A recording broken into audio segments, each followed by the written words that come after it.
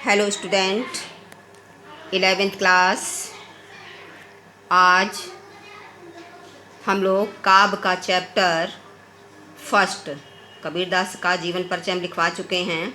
आज इसकी साखी के कुछ पैसेज के व्याख्या और क्वेश्चन आंसर देखेंगे।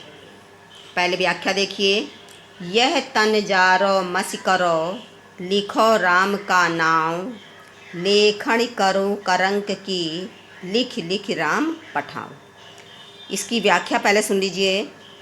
एक मिनट मेरी बात सुन लीजिए पहले। आप लोग 10th में केवल आप लोग व्याख्या करते थे, लेकिन अब फर्स्ट ईयर से पैटर्न बदल गया है। आपके पेपर में जो आएगा, आपका पैसेज दिया होगा और पैसेज के नीचे क्वेश्चन लिखे होंगे। उस क्वेश्चन के आंसर आपको उसी पैसेज से देने होंगे और वे 5 क्वेश्चन रहते हैं। प्रत्येक क्वेश्चन आपका 2 मार्क्स का रहता है। फर्स्ट ईयर क्लास सुन लीजिए। 5 क्वेश्चन, ऊपर पैसेज, पैसेज के नीचे क्वेश्चन और 5 क्वेश्चन रहते हैं। प्रत्येक क्वेश्चन 2 मार्क्स के। तो पहले आप व्याख्या देखिए, व्याख्या के बाद क्वेश्चन, और क्वेश्चन के आंसर जो हम व्याख्या पढ़ाएंगे इसी से आपको देखना है। तो यूट्यूब में आप देखेंगे और देख करके व्याख्या समझ करके, क्वेश्चन के आंसर समझ करके आप अपनी कॉपी में राइट करेंगे। यह तन जारो मसी करो, लिखो राम का नाम, लेखन करूँ करंक की, लिख लिख राम पठाऊँ।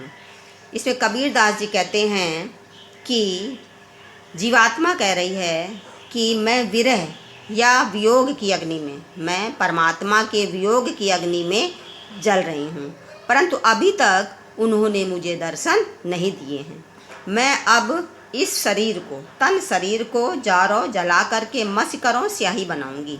मैं इस शरीर को जलाकर उसकी स्याही बनाऊंगी और लिखो राम का नाम, और उससे राम का नाम लिखूंगी। लेखन करूँ करंक की, कनक मतलब हड्डियाँ, अस्थियाँ। मैं अपने हड्डियों से लेखनी यानी कि कलम बनाऊंगी और उस स्याही और कलम से लिख लिख करके मैं राम का नाम राम के पास भेजूंगी। जब मैं बार बार राम का नाम भेजती रहूंगी, तब कभी न कभी परमात्मा अवश्य मुझ पर पसीजेंगे और मुझे दर्शन देंगे। अब इस पैसेज के क्वेश्चन देखिए। ये आपका पैसेज है। यह तन जारो, फिर डॉट डॉट राम पठाऊँ। अब इसका फर्स्ट क्वेश्चन है, उपर्युक्त पद्यांश का संदर्भ लिखिए। तो आप इसमें आंसर लिखेंगे। उपर्युक्त पद्यांश हमारी पाठ्य पुस्तक हिंदी के काव्य खंड के कबीर की साखी से उद्धृत किया गया है। इसके रचयिता कबीरदास जी हैं। अब सेकंड क्वेश्चन है, रेखांकित अंश की व्याख्या कीजिए। तो इसकी रेखांकित अंश, ये आपकी रेखांकित है। लेखन करूँ करंक की, लिख लिख राम पठाऊँ। तो इसकी व्याख्या लिखेंगे। कबीरदास जी कहते हैं कि जीवात्मा कह रही है कि मैं अपने हड्डियों की लेखनी बनाऊंगी और शरीर से स्याही बना करके कलम और स्याही के द्वारा राम का नाम लिख लिख करके बार बार भेजूंगी। तब कभी न कभी परमात्मा के दर्शन अवश्य प्राप्त होंगे। अब नेक्स्ट देखिए। पानी ही ते हिम भया, हिम वह गया बिलाय, जो कुछ था सोई भया, अब कुछ कहा न जाए। इसमें कबीरदास जी ने कहा कि पानी ही ते हिम भया। पानी से कबीरदास जी कहते हैं कि पानी जब जम जाता है तो वह बर्फ़ के रूप में परिवर्तित हो जाता है, और जब बर्फ़ पिघलती है तो वह बर्फ़ विलीन हो जाती है और वह पानी बन जाता है। जो कुछ था सोई भया, जो कुछ था, पहले पानी था, फिर बर्फ़ हो गई, बर्फ़ से फिर पानी हो गया, तो जो कुछ था पहले वही हो गया। अब इसके विषय में कुछ कहा नहीं जा सकता और कुछ भी कहने के लिए शेष नहीं बचता है।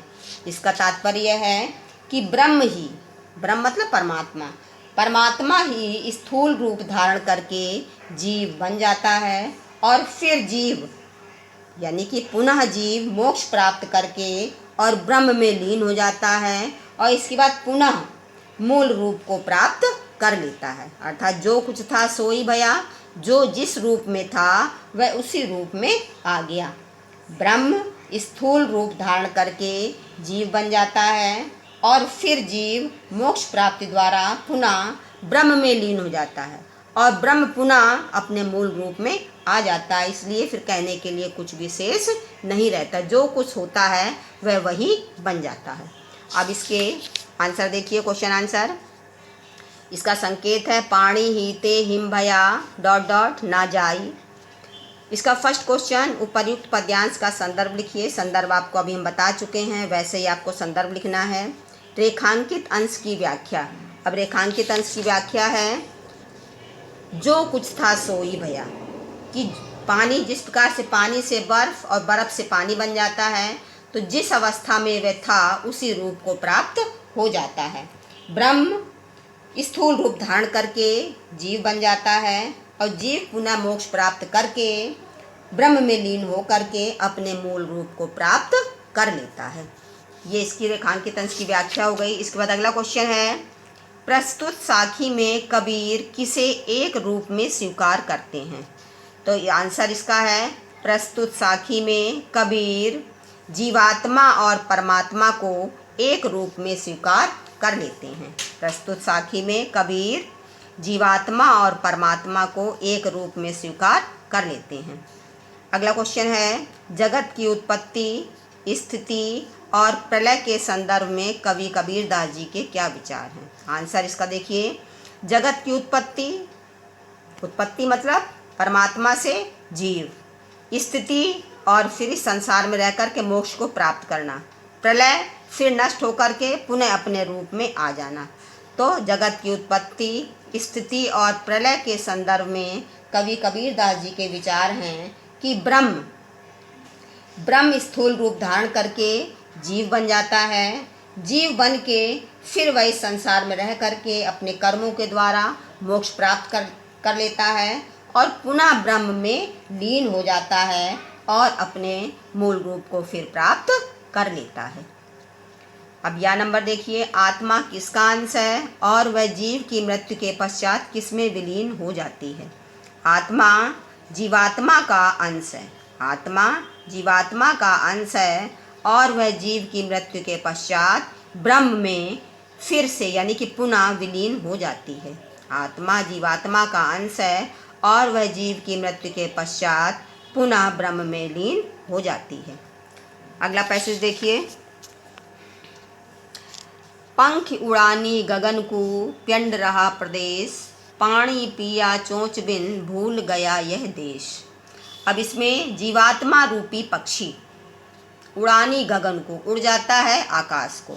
जीवात्मा रूपी पक्षी उड़ करके आकाश में उड़ जाता है और पिंड यानी कि भौतिक शरीर है, जब मनुष्य मृत्यु को प्राप्त होता है तो उसका शरीर, उसका पंच तत्वों से निर्मित शरीर यहीं भूमि पर पड़ा रह जाता है और उसकी आत्मा उड़ जाती है। तो जीवात्मा रूपी पक्षी आकाश में उड़ जाता है और उसका भौतिक शरीर इस संसार में, परदेश में, इस संसार में ही रह जाता है। पानी पिया चंच बिन, और आत्मा बिना चोंच के, चंच बिन बिना चोंच के ब्रह्मानंद का पान कर लेती है, यानी पानी को पी लेती है और इस संसार को यानी कि इस भौतिक संसार के सभी सुखों को भूल जाती है। पंख उड़ानी गगन को यानी कि जीवात्मा रूपी पक्षी आकाश में उड़ जाता है और उसका भौतिक शरीर इस संसार में ही रह जाता है और आत्मा बिना चोंच के ही ब्रह्मानंद का पान कर लेती है और इस संसार के यानी कि भौतिक संसार के सभी सुखों को भूल जाती है। अब इसके क्वेश्चन देखिए, पंख उड़ानी गगन को डॉट डॉट फिर यह देश। इसमें फर्स्ट क्वेश्चन है आपका, उपर्युक्त पद्यांश की रचना एवं रचनाकार का नाम लिखिए। तो इसमें लिखेंगे, फर्स्ट लाइन में लिखेंगे पद्यांश की रचना, तो लिखेंगे कबीर की साखी। फिर सेकंड लाइन में लिखेंगे रचनाकार का नाम, तब नीचे सेकंड लाइन में लिखेंगे कबीरदास जी। फिर इसका रेखांकित अंश की व्याख्या कीजिए। तो इसमें नीचे की सेकंड लाइन है व्याख्या के लिए, पानी पिया चोंच बिन, आत्मा बिना चोंच के ही ब्रह्मानंद का पान कर लेती है और इस संसार के, इस भौतिक संसार के सुखों को भूल जाती है। इसका अगला क्वेश्चन, उपर्युक्त पद्यांश में कबीर ने किसका वर्णन किया है? उपर्युक्त पद्यांश में कबीर ने जीवात्मा रूपी पक्षी का वर्णन किया है। उपर्युक्त पद्यांश में कबीर ने जीवात्मा रूपी पक्षी का वर्णन किया है। अब अगला क्वेश्चन, जीव रूपी पक्षी के संबंध में कबीर ने क्या कहा है? जीव रूपी, आंसर सुनिए, जीव रूपी पक्षी के संबंध में कबीर ने कहा है कि आत्मा योग साधना करके सहस्त्रार चक्र रूपी आकाश में पहुंच जाती है और इसका भौतिक शरीर इस लोक में ही रह जाता है और वह ब्रह्मानंद का पान कर लेती है। जीव रूपी पक्षी योग साधना करके सहस्त्रार रूपी आकाश में उड़ जाती है और उसका भौतिक शरीर इसी संसार में रह जाता है। अगला क्वेश्चन, सहस्त्रार में पहुंचकर जीव रूपी पक्षी ने क्या किया? अब इसमें है, सहस्त्रार में पहुंचकर जीव रूपी पक्षी बिना चोंच के ब्रह्मानंद का पान कर लेती है और पान करके, यानी कि ब्रह्मानंद का पान करके, ब्रह्म के आनंद का पान करके जीवात्मा इस भौतिक संसार के सुखों को पूर्णतया भूल जाती है। स्टूडेंट, ये 3 पैसेज हैं, आप लोगों के पास बुक नहीं होगी, लेकिन हमने सभी क्वेश्चन के आंसर और व्याख्या समझा दी है। आप YouTube पर देख करके प्रत्येक क्वेश्चन के आंसर आपको लिखने हैं। जैसे आप लोगों को 10th में हम गद्य में कराते रहे हैं, उसी प्रकार से काव्य में भी लिखने हैं। और आप लोग ये मत सोचिए कि बाद में कर लेंगे, बाद में फिर कोर्स आपका सिलेबस बहुत पिछड़ जाएगा, इसलिए साथ ही साथ करते रहिए। Thank you.